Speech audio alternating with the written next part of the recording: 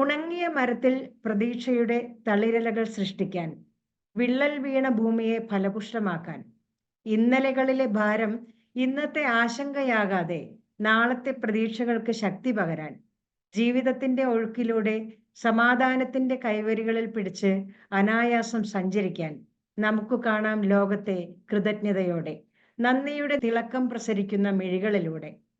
പ്രഭാതത്തിലെ സൂര്യകിരണങ്ങൾക്ക്, പ്രപഞ്ചത്തിലെ ശ്വാസത്തിന്, ആകാശ നീലിമയ്ക്ക്, കാർമേഘക്കൂട്ടങ്ങൾക്ക്, അങ്ങനെ പ്രകൃതിയിൽ നിന്ന് തുടങ്ങി നമുക്ക് നന്ദി പറയണം.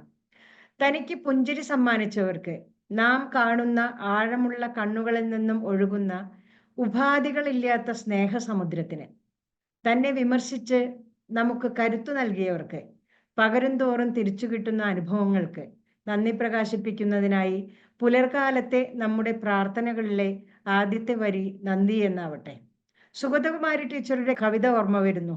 എൻ്റെ വഴിയിലെ വെയിലിനും നന്ദി, എൻ്റെ ചുമലിലെ ചുമടിനും നന്ദി, എന്നെ വഴിയിലെ തണലിലും മരക്കൊമ്പിലെ കൊച്ചു കുയിലിനും നന്ദി, വഴിയിലെ കൂർത്ത നോവിനും നന്ദി, മിഴിയിൽ വറ്റാത്ത കണ്ണുനീരിനും നന്ദി.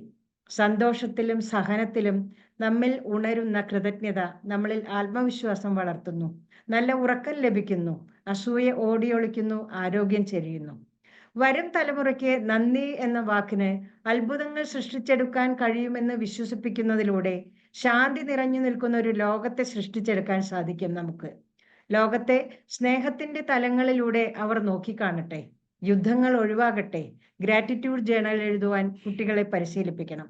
നമ്മൾ ഓരോരുത്തരുടെയും പേരുകൾ ഒരുപാട് പേരുടെ നന്ദി കുറിപ്പുകളിൽ സ്വർണ്ണലിപികളാൽ എഴുതപ്പെടട്ടെ.